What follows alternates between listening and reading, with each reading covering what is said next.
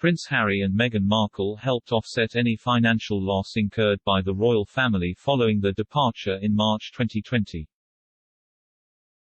The Duke and Duchess of Sussex's £2.4 million reimbursements of the taxpayer for renovating Frogmore Cottage also included more than 18 months' rent.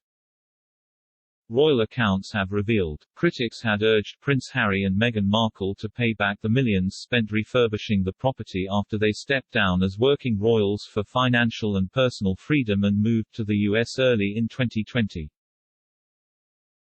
It was thought the substantial sum covered just the updating of the period home close to Windsor Castle. But the annual report on royal finances appears to indicate that it included rental costs as well. Speaking to ITV's Good Morning Britain, royal editor Chris Shipp said, that £2.4 million that Harry and Meghan paid back for Frogmore Cottage. The Queen's treasurer, the keeper of the Privy Purse, said yesterday that money did help to offset some of the impact of the pandemic because the royal finances have been hit really hard by the pandemic from a lack of visitors to all the palaces. We should be clear here that £2.4 million really helped to offset some of that pain. A senior royal source said, the Duke and Duchess of Sussex have paid £2.4 million and were satisfied that, on the basis of that payment, it satisfies all their current obligations. It comes as the Prince of Wales carried on supporting the Duke and Duchess of Sussex with a substantial sum in the months following Megxi. Despite Harry claiming his family literally cut me off financially, heir to the throne Charles continued to fund the Sussexes until the summer of 2020. But the Duke told Oprah Winfrey he stopped getting financial support from his family in the first quarter of that year. Funding for both Charles' sons, the Dukes of Sussex and Cambridge, and their families contributed to a £4.5 million bill for the Prince. His Clarence House financial accounts showed, Harry and Meghan were still listed as receiving money from Charles' Duchy of Cornwall income.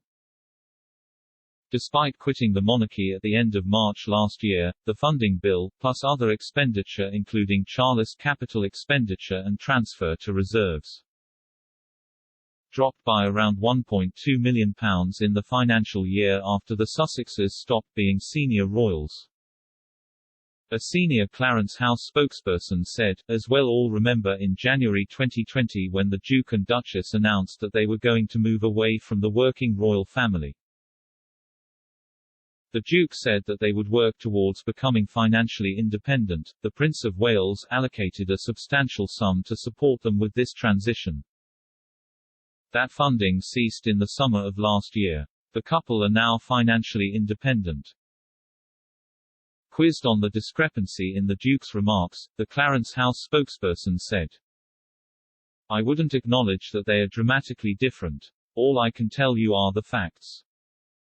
A spokesperson for the Sussexes insisted there was no difference in timeline, and that Harry was actually referring to the first quarter of the fiscal reporting period in the UK, which runs from April to July. You are conflating two different timelines and it's inaccurate to suggest that there's a contradiction, Harry and Meghan's spokesperson said.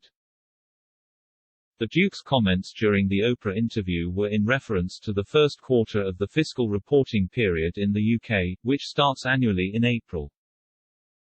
This is the same date that the transitional year of the Sandringham Agreement began and is aligned with the timeline that Clarence House referenced.